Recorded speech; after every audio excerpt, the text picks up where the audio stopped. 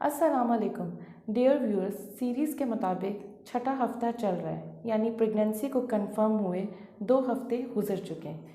आज हम देखेंगे कि इस छठे हफ्ते में बॉडी में क्या चेंजेस आती हैं, बेबी में क्या चेंजेस आती हैं, और आपने इस हफ्ते अपना ख्याल किस तरीके से रखना है और बाप ने आपका ख्याल किस तरह करना है।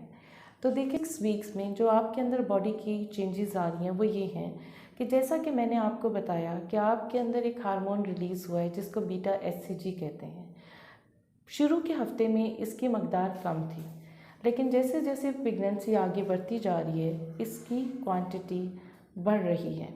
जब इसकी मकदार बढ़ना शुरू हो जाती है तो फिर बॉडी में ज़्यादा चेंजेस आना शुरू हो जाती हैं, जैसा कि थकावट होना, वीकनेस होना, दिल का ख़राब होना, मतली आना, उल्टी का आना, ये सब कुछ इसमें शुरू हो जाता है। खाने का हज़म ना होना, ठीक है। जब मतली आना, दिल का ख़राब होना या उल्टी बहुत ज़्यादा आना बढ़ जाए, और वो भी ख़ास तौर पे सुबह के टाइम, तो उसको हम मॉर्निंग सिकनेस कहते हैं। मैकेनिज़्म कुछ इस तरीके से है कि हम पूरी रात कुछ नहीं खाते, खाली पेट होते हैं। तो जब हम सुबह उठते हैं, यानी प्रेग्नेंट ख़वातीन जब सुबह उठती हैं तो ये सिम्टम्स ज़्यादा हो जाते हैं। असल में इस चीज़ का ताल्लुक़ खाली पेट से है। जब भी जिस टाइम भी खाली पेट ज़्यादा रहेंगे और उसके बाद जब देखेंगे तो ये सिम्टम ज़्यादा हो जाएगा, क्योंकि हम रात के टाइम ज़्यादा इस चीज़ को लेते हैं कि कुछ नहीं खाते और सुबह उठते हैं, तो इसीलिए इसका नाम मॉर्निंग सिकनेस हो गया है। तो जब नौज़िया, वॉमिटिंग यानी दिल का ख़राब होना या उल्टी का बहुत ज़्यादा आना बहुत सवेयर हो जाए, तो आपने घर नहीं बैठे रहना, आपने फ़ौरन हॉस्पिटल जाना है और डॉक्टर को दिखाना है। तो ये तो थी आपकी बॉडी में चेंजेस 6 वीक्स में। अब हम देखेंगे कि बेबी के अंदर क्या चेंजेस आती हैं। इस वीक में बेबी का जो साइज़ है वो जस्ट मटर के दाने की तरह है, जस्ट 20 mm। और इसमें बच्चे के जो है ना जॉ लाइन्स, जबड़े, तालू, फेफड़े, हाथ पैर बनना शुरू हो गए हैं, और इसी वीक में बच्चे की दिल की धड़कन भी स्टार्ट हो गई है।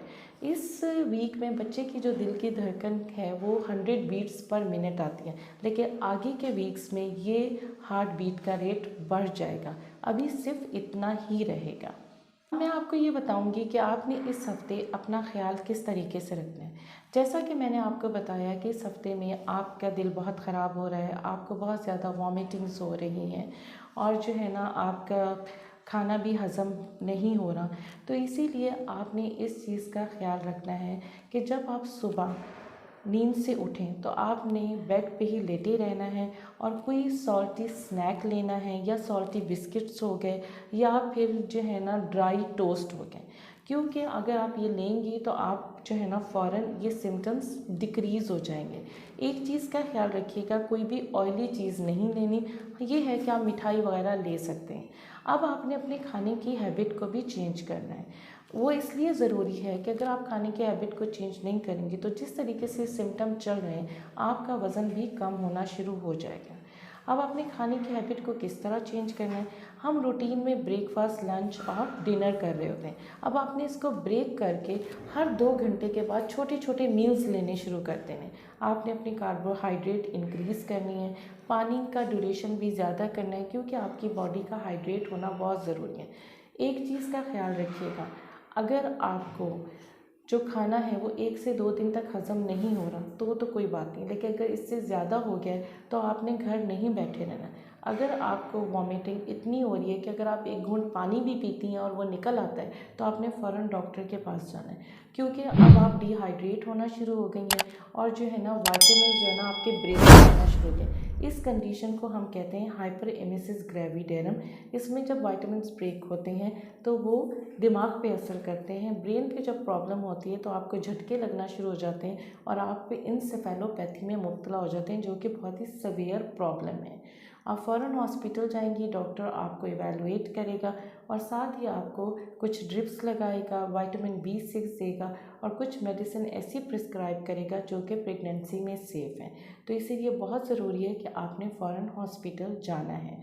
अब इसमें एक बहुत इम्पॉर्टेंट बात ये आती है कि आप अपने पास कुछ कैंडीज़ वगैरह रखें, जैसे कि लेमन टेस्ट की हो गई या अदरक के टेस्ट की होगी। इससे आपका मुंह का जायका भी चेंज होता रहेगा और आपके लिए ये बेनिफिशियल है। इसी दौरान इसी वीक में आपने अपना ब्लड ग्रुप ज़रूर करवाना है। बहुत सारे कपल्स का ये ख्याल होता है कि मेरा और मेरे हस्बैंड का ब्लड ग्रुप सेम है, तो कहीं बच्चा ज़ाय तो नहीं हो जाएगा, एबॉर्शन या मिसकैरेज तो नहीं हो जाएगा।